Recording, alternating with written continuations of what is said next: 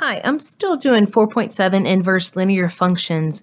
My students generally say that there are easier problems in the class than they have for homework, so this is straight off of the homework page for them. I'm going to change f of x equals 3 over 2x minus 8 into its inverse function. How do I do that? Reviewing from the first problem that I went over with you, the first step is to change the f of x to a y. So I'm going to do that first. The second step is to interchange my x and my y. So I'm going to have x equals 3 over 2y minus 8. Then I have to solve for the y. So I'm going to solve for this y right here. The first thing that I would do is add 8 to both sides. So I get x plus 8 equals 3 over 2y.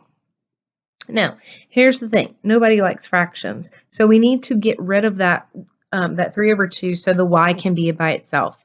How would you do that? I like to multiply by its reciprocal. So I'm going to multiply both sides by 2 over 3.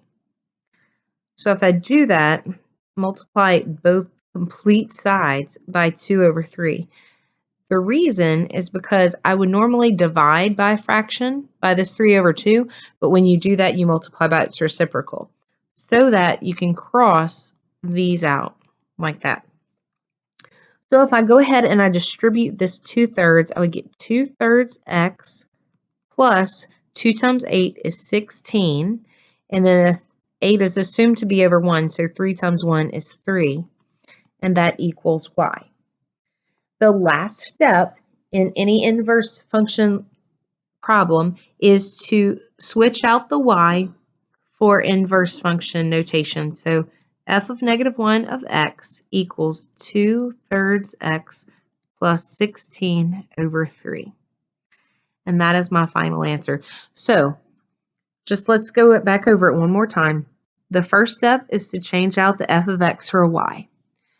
The second step is to change out the y and the x. So the y becomes an x, the x becomes a y. And then in the third step, which is the longest step, from here to here, you are going to get the y by itself. And then the last step is to change the y into inverse function.